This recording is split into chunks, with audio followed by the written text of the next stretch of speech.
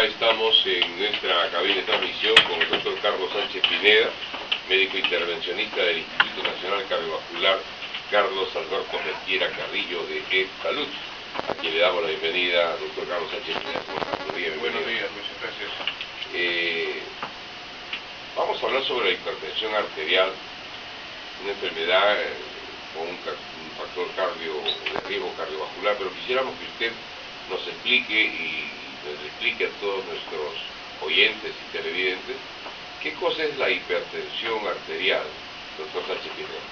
Bueno, es el incremento de la presión por encima de 140 y 90. Son dos valores que la Organización Mundial de la Salud considera como presión elevada. ¿Qué es 140 y 190? ¿Qué?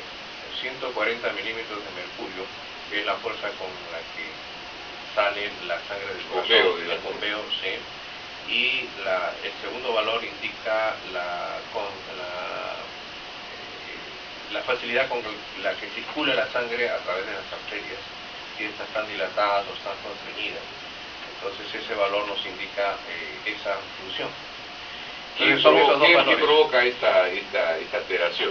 Esto provoca pues efectos sobre el corazón directamente, porque lo va a hacer trabajar con mayor fuerza, y ocurriría lo que hace un físico-culturista que comienza a levantar peso y los músculos se comienzan a desarrollar, el corazón también comienza a desarrollarse, para tratar de poder bombear la sangre y mantener, a pesar de los incrementos, de la dificultad incrementada que tiene para botar la sangre del corazón.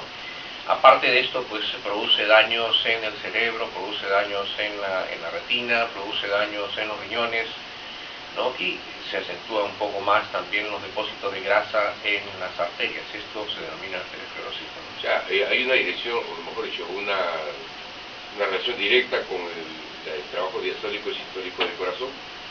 Claro que sí, claro. Yo no quería mencionar esos términos porque en la audiencia no todos somos médicos y bueno, pues es muy fácil para expresarlo de esa manera, ¿no? Pero la sístole es la fuerza con la que expulsa la sangre hacia afuera del corazón, y la diástole está en relación a la resistencia, o sea, a la capacidad de contracción que puedan tener las arterias, o dilatación o contracción, ¿no? Entonces, las personas que consumen alimentos muy cargados de sal, ¿qué relación puede tener con la hipertensión?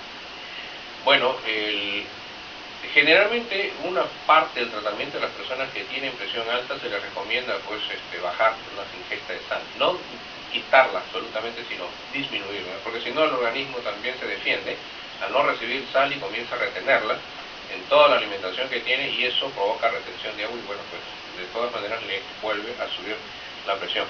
Pero sí, existe una relación, ¿no? Y hay gente que tiene más sensibilidad que otra a la ingesta de sal y que provoque incremento de presión arterial. ¿Y determinados grupos raciales son más propensos a tener hipertensión alta? Sí, es más todavía, hay una tendencia genética, ¿no? Aunque no es solamente un solo gen, son muchos genes los que tienen. Los genes son los que transmiten las características de cómo somos nosotros. Entonces, la tendencia a la hipertensión no es solamente un gen, son varias características determinadas por estos genes lo que lo hace más proclive a tener incremento de presión alta, ¿no? La raza morena de origen africano tiene más tendencia a tener presión alta que el resto de la población, ¿no? ¿Eso por qué? Genéticamente. No hay una explicación, no hay una explicación, ¿no? Aunque no hay diferencias raciales, ¿no? Tampoco, ahora, pero bueno, son tendencias. Claro. Ahora, ¿cuál es la relación entre la gordura, o mejor dicho, sobrepeso, y la hipertensión? Bueno, definitivamente hay mayor incremento de volumen, ¿no? Hay una serie de alteraciones de orden metabólica en el organismo, mayor actividad estimulante, que nosotros llamamos actividad simpática, y esto provoca incremento de presión, ¿no? Tendencia mayor a la resistencia a la insulina, con mayores problemas de diabetes, incremento de posibilidades de diabetes también, ¿no? Que son factores de riesgo que llevan a provocar depósitos de grasa en las arterias que nosotros le llamamos arteriosclerosis, ¿no? Ahora, nosotros hemos, acabo de dejar en el aire algo que usted dijo en una anterior respuesta, que la sal no se tiene que recortar necesariamente, sino reducir. ¿Por qué? Dice usted, porque si la reduce, el organismo se defiende y empieza a, digamos, a utilizar la sal de todo cuanto venga hacia el organismo, y lo cual provoca retención de líquidos. Claro. Entonces, o sea, la idea que tenemos, bueno, la que tenía yo particularmente era al revés, que si consumía mucho sal iba a hacer más retención de líquidos. No necesariamente. O sea, es el recorte definitivo de la sal el que hace que el organismo empiece a... Lo que pasa es que, lo que pasa es que cuando uno deja de tomar sal, el organismo, eso no es manejado voluntariamente, es una función de defensa del propio organismo, trata de retener sal porque de todas maneras la necesitamos. Entonces, al retener sal se retiene, también se jala líquidos a nivel de los riñones, y eso, al generar más líquido, aumenta la cantidad de líquido que tenemos porque circula, y eso incrementa la presión. Entonces es deleterio en personas que son hipertensas y que son sensibles a estas variaciones de sal, decirles no tome sal, o sea, quitarle completamente la sal en absoluto, ¿no? Aunque la alimentación siempre tiene sal, o sea, es imposible decir no coma, no le echo sal, sí, pero no le echo sal, pero al comer, de todas maneras, la comida sí tiene un componente de sal. Doctor, pero de todas maneras ocurre pues lo que le digo, ¿no? Que la reserva el ahorro de sal lo hace el organismo con mayor intensidad, y eso resulta, claro, resulta un efecto de rebote, ¿no? Que es lo que no se busca. Por eso la recomendación es, sí, tome sal, pero baja, o sea, reduzca usted la cantidad de sal, ¿no? Y las personas, doctor, que no tienen costumbre de ir al médico, ¿cómo pueden saber si tienen la presión arterial alta? Bueno, la recomendación es, sobre todo en las personas que tienen antecedentes de padres o madres que son hipertensos, sí tienen que tomar cuidado, y inclusive desde jóvenes, tomarse la presión pues cada 6 meses o al año, ¿no? Esa es una de las medidas, sobre todo en aquellos que tienen antecedentes, y bueno, en la población en general, de vez en cuando pues hay que tomarse la presión, ¿no? ¿Los valores cuáles son, doctor? ¿Los límites, el máximo, el mínimo? Ya le mencioné, 140 milímetros de mercurio máximo, y el mínimo 90, ¿no? Creo que la gente a veces no entiende muy bien esta nomenclatura, sí, ¿no? Esa es la denominación, o sea, ¿cuándo es hipertensión? Cuando está por encima de estos valores en cualquiera de las circunstancias en las que se encuentre, ¿no? Porque eso es lo que se busca también con la terapéutica, ¿no? Con ¿Hay garantía cuando uno se toma la presión arterial al paso, en las esquinas, o tiene que ser en una posta, en un hospital? Bueno, la variación de la presión es constante, o sea, no es un valor constante, sino la variación de la presión es cada segundo, y va de acuerdo con la actividad que uno realiza. Cuanto más actividad hace, la presión sube. Cuanto menos actividad hace, la presión baja, porque eso va de acuerdo pues a las necesidades que le impone el mismo cuerpo, el mismo organismo al corazón. El detalle está en que todas estas variaciones deben de estar por debajo de 140 milímetros de mercurio como sistólica, como máxima o como el número mayor, y 90 milímetros de mercurio como mínimo en el número menor, ¿no? En la diastólica. O 14,9, como dice. O 14,9 o 140 con 90. Sí, claro. Ahora, ¿qué es el síndrome coronario agudo, doctor, que se manifiesta por lo general en los hipertensos?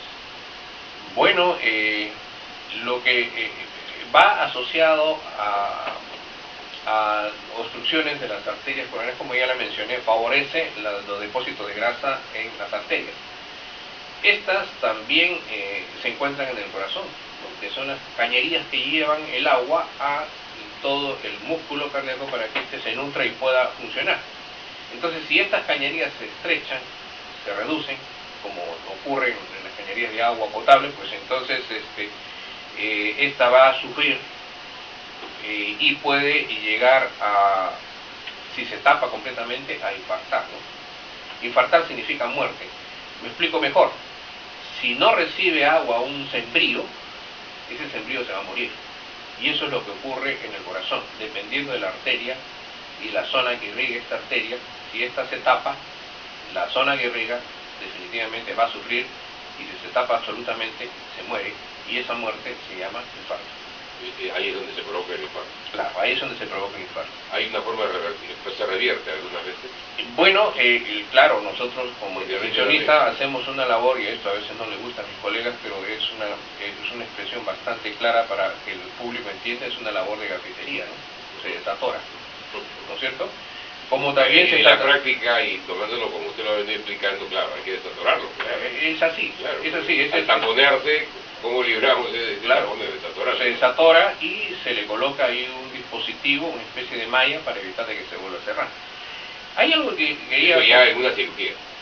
No, no es cirugía. La cirugía también es una labor parecida a gafitería, solamente que aquí sí se pone un puente, ¿no? De un punto hacia otro punto, ¿no? Justamente dejando en el centro la zona donde está obstruida. Eso es lo que hace cirugía.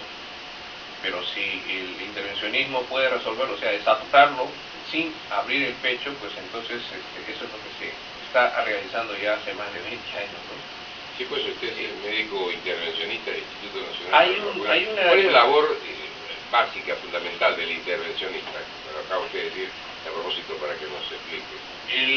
Lo que pasa es que el intervencionista es el que trata de resolver los problemas cardíacos sin llegar a la cirugía, para que se comprenda mejor. Vía intravascular, o sea, entrando a través de las arterias, se hace este tipo de procedimiento, como por ejemplo hace 2 años se ha retomado un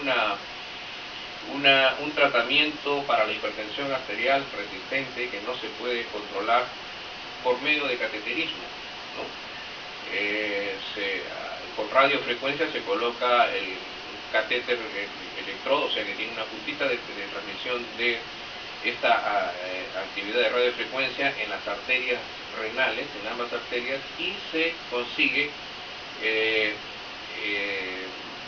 quemar, si podríamos decirlo de esta manera, quemar las transmisiones nerviosas simpáticas en los riñones, y con eso se ha conseguido bajar la presión en las personas que no se les consigue disminuir su hipertensión con la medicación, ¿no? Doctor, ¿el consumo del tabaco, la actividad sexual, tiene alguna incidencia en los hipertensos?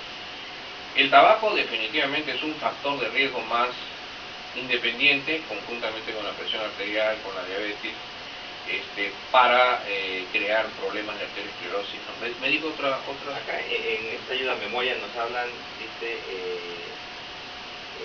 colesterol elevado, sexo, que más frecuente en los varones, o sea, se refiere a género, al género, ¿no? Que más le da la hipertensión social, la hipertensión arterial a los hombres que a las mujeres.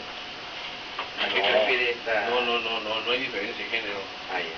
La diferencia de género no está en hipertensión, sino en las posibilidades de infarto. Parece que en las damas el problema de los cambios hormonales las protege hasta que se les suspende esta función hormonal en las damas, y a partir de ahí sí tienen la misma posibilidad de tener infarto, pero en relación a la presión arterial no hay ninguna relación. Y para terminar, doctor Carlos Sánchez Pineda, nos está ganando el tiempo ya, tenemos que ir a la intervención y al himno nacional de esta hora. Usted trabaja en el Instituto Nacional Cardiovascular Carlos Alberto Tejera Carrillo de Salud. ¿Qué trabajo realizan ahí permanentemente? Bueno, el instituto es un centro bastante especializado donde se realiza procedimientos que no se hacen en otros centros de la seguridad social, donde también se está tratando también de hacer investigación, se hace docencia y además de la atención para solucionar problemas de índole cardíaco que no pueden ser resueltos en otros centros, ¿no? ¿Dónde queda? Está en la espalda del Hospital Revaliati, para que sea al costado del centro mundial. Sí, claro. Por lo general, el paciente va directamente ahí o lo derivan de... No, este es un detalle importante por el hecho de ser un instituto netamente cardiológico. Entonces nosotros no tenemos una emergencia abierta, sino recibe pacientes derivados de otros centros del Seguro Social, y este es un detalle que es importantísimo que la gente lo conozca, ¿no? Porque crea a veces unas dificultades ahí, ¿no? Un paciente con apéndice no va a ser atendido, un paciente con un problema de accidente cerebrovascular tampoco no podría ser atendido. Claro, es Instituto Cardiovascular. Es solamente corazón, sí. Bien, doctor Carlos Sánchez Pineda, muchísimas gracias por su Gracias a visita. ustedes, gracias a ustedes. Hasta cualquier momento.